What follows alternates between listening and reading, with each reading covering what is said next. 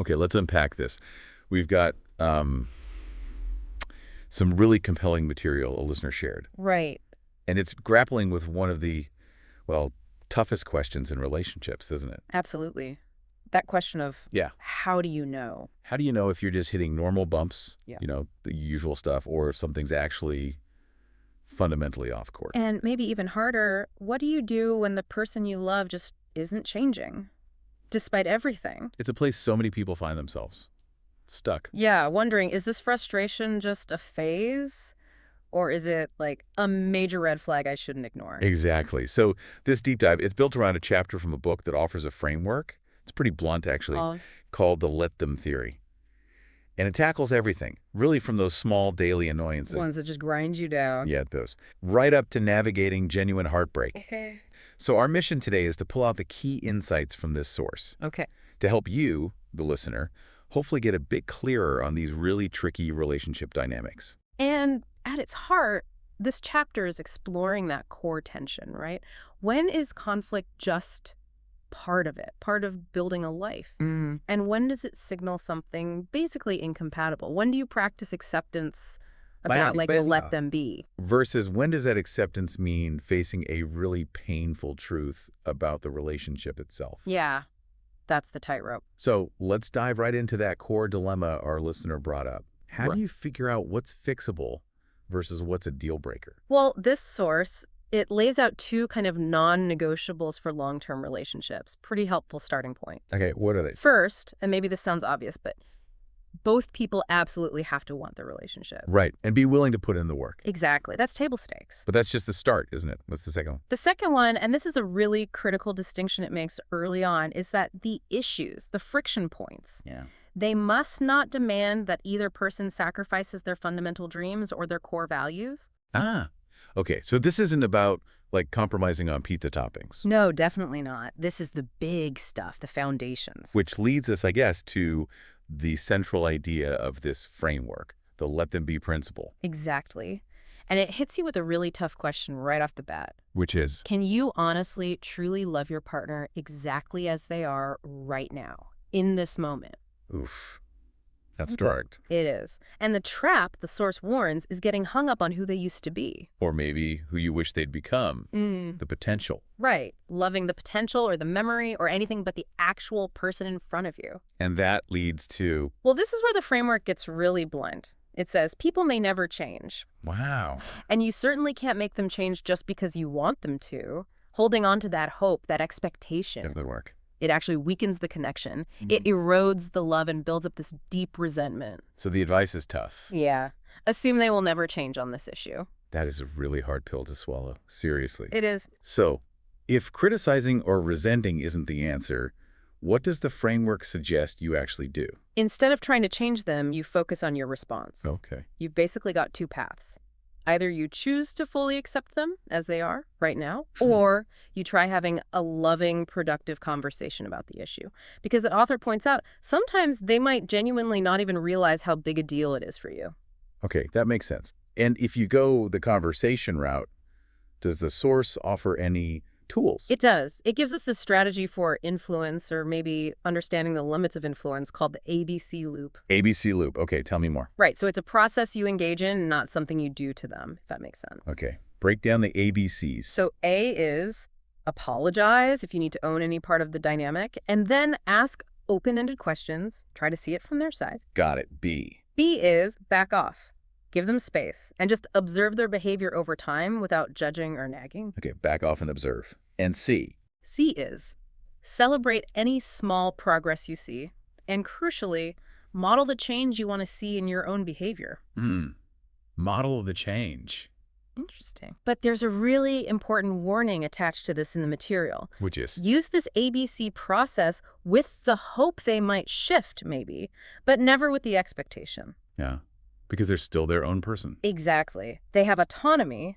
Their choices are theirs. Expecting them to change based on your actions sets you both up for disappointment. And how long does it suggest trying this? It suggests giving it at least 3 months. 3 months. Why 3? The idea is that focusing just on your own energy shift, modeling the positive without pressure for that long, Yeah. It might create enough space, maybe enough of a different dynamic that they might consider shifting, but it's about your change creating potential space, not coercion. Okay. This brings up something else. Mention that difficult part about letting people face consequences. Oh, yeah. That's tough. Like the example, someone complains constantly about their health but won't exercise. Right. And the advice here is really counterintuitive. When they complain about the consequences, oh, my back hurts, I'm so stressed because I procrastinated. Your instinct is to fix it or sympathize heavily. Exactly. But the suggestion here is don't. Don't jump in. Really? Let the complaint just hang there. Let them sit with it, as the source puts it. Use silence. Wow. That feels almost cold.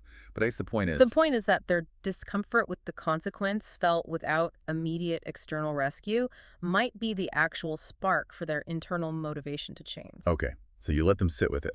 Then what? Then, maybe later, you can use some of those motivational interviewing tactics, the kind associated with people like Dr. K mentioned in the source, or insights from therapist Anne, who's also referenced. With those open-ended questions again. Exactly. Like, sounds like that's really bothering you. Or maybe is there anything you were thinking you might want to do about that?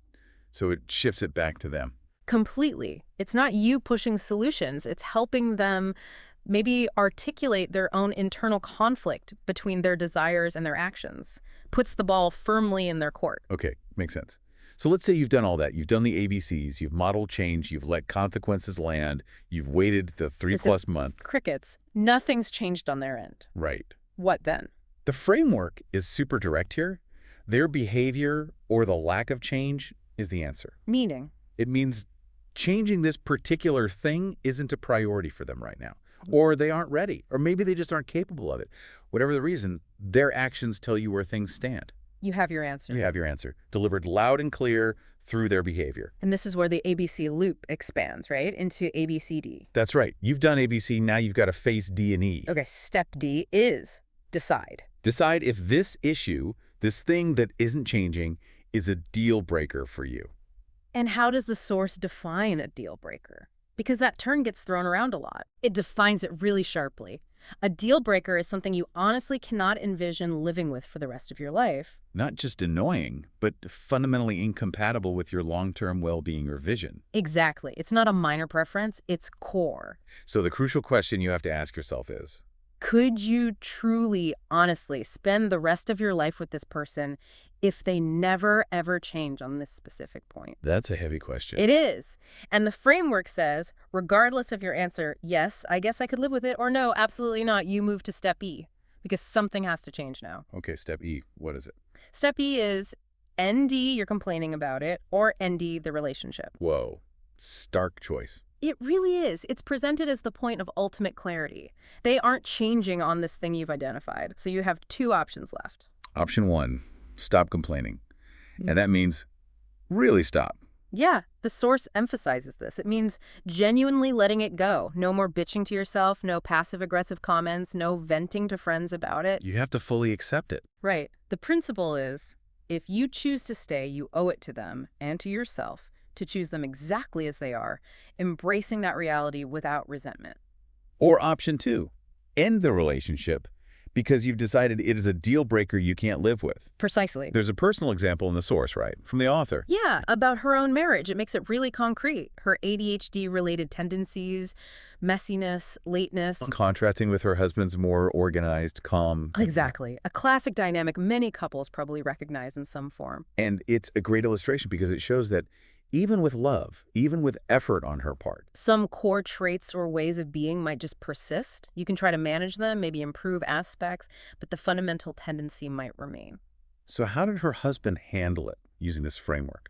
Well, according to the source, he decided that while, yes, those things were frustrating at times, Sure. they were not deal breakers for him. He made a conscious choice to accept that part of her, to let Mel be Mel, as the book puts it. Because other qualities outweighed the friction. Exactly. He valued her deeper qualities, her enthusiasm, her loyalty, her humor, far more than the irritation caused by, say, the messiness. And the source mentioned something about mutual adaptation too, didn't it? It wasn't just him accepting. Right. It notes that while he accepted this core part of her wasn't going away, she also adapted certain behaviors out of respect for him.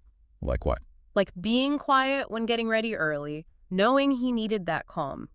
So it wasn't about one person changing fundamentally, but about mutual adjustments after the core acceptance That happens. makes sense. It's not one-sided. No. And this kind of dynamic, dealing with personality quirks, often can be navigated with this acceptance model, but then the source pivots. To something deeper. Yeah, to fundamental compatibility issues. It draws a really crucial line between commitment and compatibility. Meaning you can be super committed, even deeply in love. But still realize, over time, that you've just grown in fundamentally different directions. Or you want fundamentally different things out of life. That sounds incredibly painful. Because the love might still be there. It often is. That's what makes it so hard. But the life paths themselves just diverge too much. And this is where that Gottman research comes in, cited in the source. Yes. They're finding that something like 69% of relationship problems are actually unresolvable. Wow, 69%, that's huge. It is. And these often stem from those deep personality differences, or crucially, those conflicting fundamental dreams or values. What the Gottmans call unfulfilled dreams. So if you're fighting about the same big thing over and over. That's often a sign of this kind of gridlock, a fundamental incompatibility. The examples given in the source are really stark, aren't they? Yeah. One partner dreams of living abroad, the other feels a deep need to stay close to family. Or one desperately wants kids, the other knows they don't. Right. These aren't things you can just ADC your way through or accept like messiness. They are core life choices. So when you hit these kinds of deal breakers, the compatibility ones, what's the decision process then? The framework poses another agonizing question. Will you regret breaking up more than you will regret giving up that fundamental dream? The dream of having children or living in your family or whatever that core value is. Exactly. Which regret will ultimately weigh heavier on you for the rest of your life. That's a brutal calculation. It is. And the source is clear. There's heartbreak no matter which path you choose in that situation. And it points out your partner's facing the same thing, right? They aren't compromising their dream either. Precisely. They are, in effect, saying, let them go have kids or let them move while they stay true to their own non-negotiable needs. So they're applying let them to you, in a way. Yeah. And now the focus shifts. It becomes about let me make my choice based on my fundamental needs and dreams. Okay. But what about that nagging voice, the one that whispers, maybe there's someone better out there, the whole grass is greener thing? The material tackles that directly and pretty pragmatically. It basically says, you'll never know for sure. Stop torturing yourself. Easier said than done. True. But it suggests this worry is often fueled by unrealistic stuff. Dating apps, social media perfection, rom-coms. The myth of the perfect person. Right. The reality is everyone comes with challenges. There's no flawless partner waiting around the corner. So it brings it back to that idea. Maybe the grass is greener where you actually water it. Kind of. But more specifically, it circles back to those first two requirements we talked about. Mutual desire to work on it and compatibility on the big dream value stuff. Exactly. Focus on those realities rather than chasing some mythical ideal person. The source also had that interesting point about regret, didn't it? Oh, yeah. That couples who really leaned in, who worked through the hard stuff, even if it was brutal. They usually don't regret the effort. Right. Even if the relationship ultimately ended, they don't regret trying.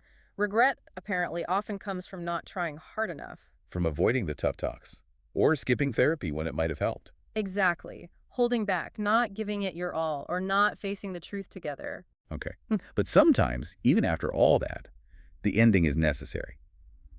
And the source acknowledges how incredibly hard that is. For sure. Ending it, especially when love is still present, is described as one of the hardest things humans go through. Sometimes you just have that deep gut feeling, right? It doesn't fit. Yeah. And the framework emphasizes that your relationships really should support your authentic self, your dreams. Staying when there's a fundamental clash on those core dreams, it just makes everyone miserable in the long run. It's not easy to let them go, but sometimes it's necessary. Which brings us inevitably to the aftermath. Surviving heartbreak. Yeah.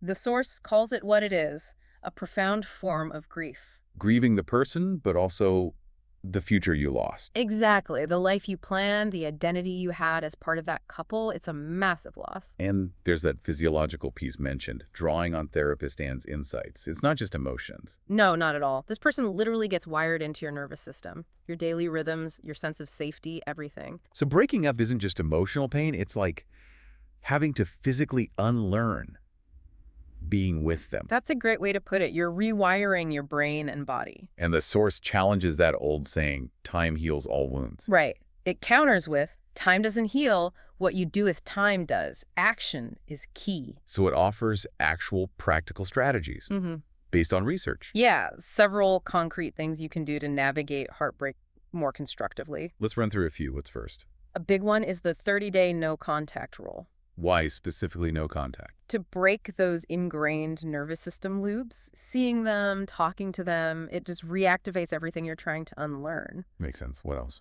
Removing environmental triggers. Get the photos, the gifts, their old stuff out of sight. Put it away. Okay. Clear the space. Maybe give your bedroom a makeover. Small changes, but they signal a new chapter visually. What about connection? Loneliness is huge after a breakup. Crucial. Reach out actively. Friends, family, coworkers, lean on your support system. Fill that empty space consciously. Keep busy. Definitely. Fill your calendar. Not to avoid feeling, but to prevent getting stuck just ruminating. Keep moving forward. And maybe find a new focus. Yeah, pick a challenge. Something just for you. Train for a 5K, learn guitar, volunteer. Something that builds your sense of accomplishment. I like that reframing question mentioned too. Oh, the love of your life question. Yeah. Ask yourself, if the next love of your life was just around the corner, how would you want them to find you?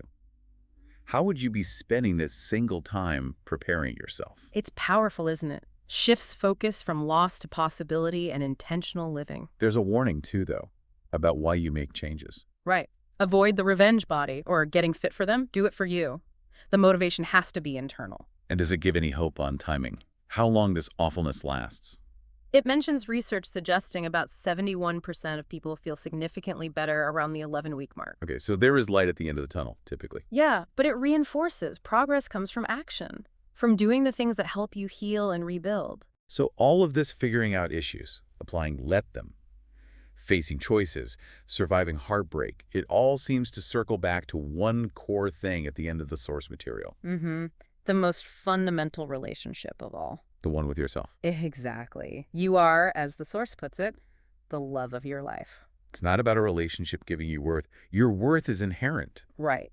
You exist, therefore you have worth. And you're the only person you're guaranteed to spend your entire life with. So how does let them connect to let me in this final stage? By fully letting them be accepting their choices, their path, their limitations, you finally free up the energy and focus to let me be me.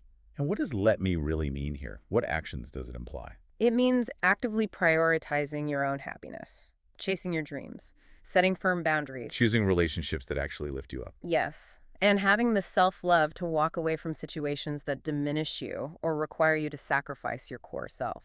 The big message seems to be, you don't need external permission. Not at all.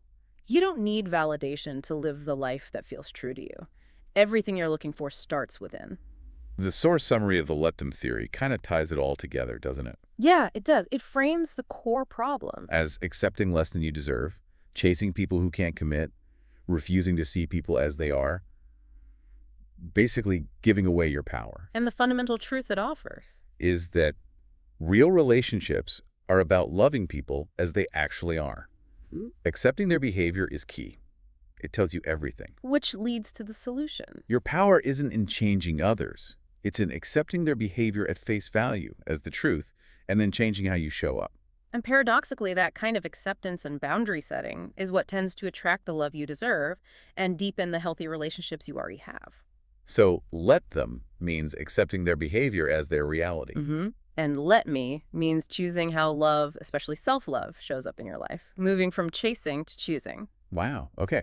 So we've really journeyed through this framework today. Yeah, from figuring out relationship issues, using let them for acceptance and influence, Facing those tough compatibility clashes, getting through heartbreak. and landing squarely on the importance of your relationship with yourself. The big takeaway, threaded through all of it, seems to be about your own agency.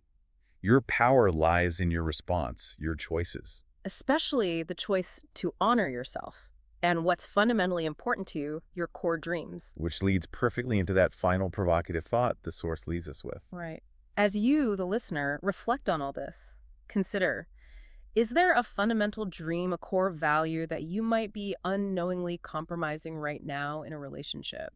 And what would it truly look like, feel like, to make the let me choice? Yeah. to prioritize that dream for yourself. Even if it feels terrifying, even if it means a really difficult ending, what happens if you truly choose you?